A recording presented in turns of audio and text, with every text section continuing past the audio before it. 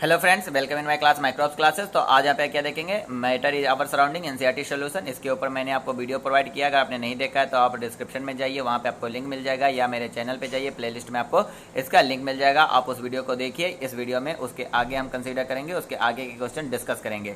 तो इस वीडियो का पहला क्वेश्चन है, liquids generally have a lower density as compare to the solid, but we must have observe that ice float on the water, find out the why.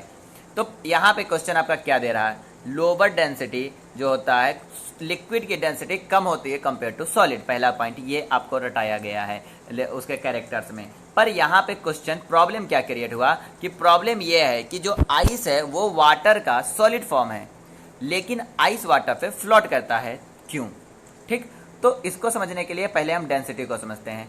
Density जो होती है उसे हम बोलते हैं density is equal to mass upon volume.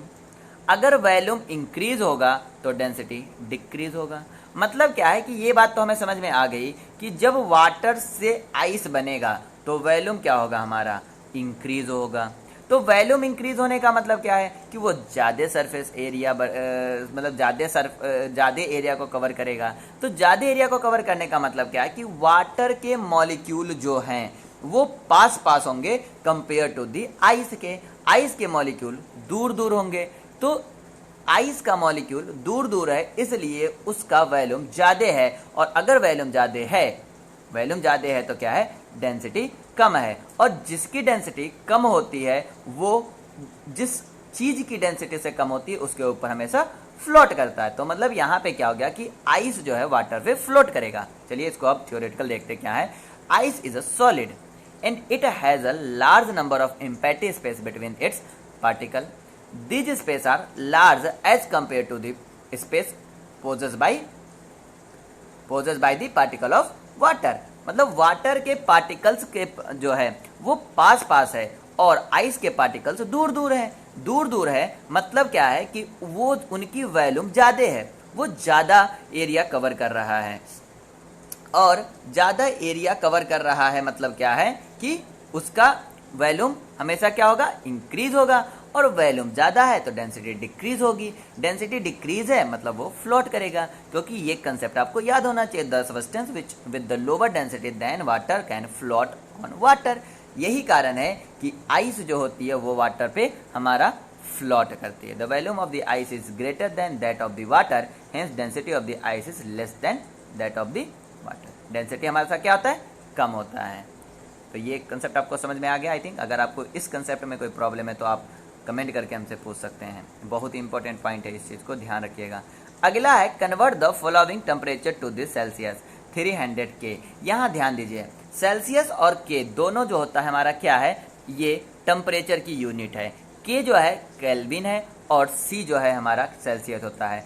अब अगर हम आपसे बात करें कि केल्विन और सेल्सियस में क्या डिफरेंस है, क्या रिलेशन है, तो ये आप बता सकते हो कि केल्विन जो होती है वो हमारा सेल्सियस में 273 जोड़ दिया जाए, 273 अगर हम सेल्सियस में जोड़ दे, ऐड कर दे, तो जो आएगा वो हमारा केल्विन में आएगा। तो ये वाला इक्वेशन मैंने लिख लिया कि K equal two degree C plus 273। तो यहाँ पे K के नीचे मैंने 300 K रख दिया, C के नीचे C रखा, 273 को 73 लिख दिया। यहाँ पे हमने क्या किया कि C को तो इधर ही रखा, लेकिन इस 273 को यहाँ से ट्रांसफॉर्म करके इधर ले गए। तो क्या होगा, 300 माइनस 273, इन दोनों को माइनस किया तो 27 डिग्री C आ गया। ओके, तो दूसरा क्वेश्चन इसमें पूछा गया है कि 573 केल्विन। तो 573 केल्विन में भी सेम प्रोसीजर अपनाया। K equal two degree C plus 273, तो 573 K plus degree C plus 273, यहाँ से डिग्री C को यहीं रखा, 273 को उधर ले गए, माइनस हो गया, तो 273 और 573 में से माइनस कर दिया तो 300 K आ गया, 300 C आ गया। तो इस तरह हमने केल्विन को सेल्सियस में बदल दिया। अगला क्वेश्चन है, what is the physical state of water at the 250 degree C।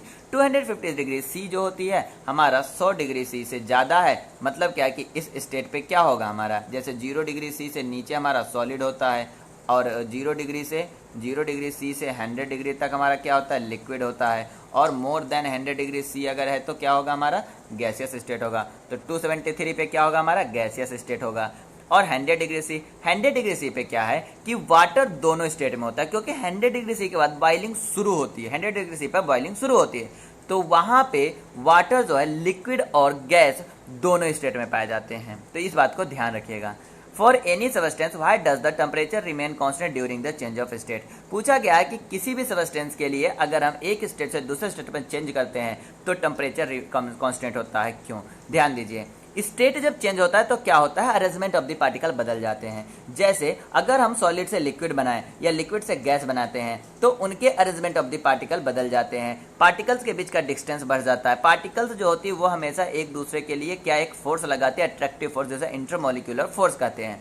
वो इंटरमोलिक्यूलर फोर्स अगर टूटेगा तभी तो अरेंजमेंट बदलेगा, उसको तोड़ने के लिए मुझे एनर्जी देना पड़ता है। तो जब भी हम किसी भी कंपाउंड को हीट देते हैं तो वो हीट जो है उस फोर्स ऑफ अट्रैक्शन को तोड़ने में यूज हो जाता है, इसलिए जो हीट है वो टेम्परेचर इंक्रीज करने में कंट्रीब्यूट करता ही नहीं है, इसलिए टेम्परेचर इंक्रीज नहीं होता है, टेम्परेचर हमेशा कांस्टेंट होता है। तो क्या हुआ लाइन कि during the change of state temperature remain constant, this is because all the heat supply to increase the temperature is utilized in changing the state by overcoming the force of attraction between the particles. Hence, this heat does not contribute to increase the temperature of the substance. Okay?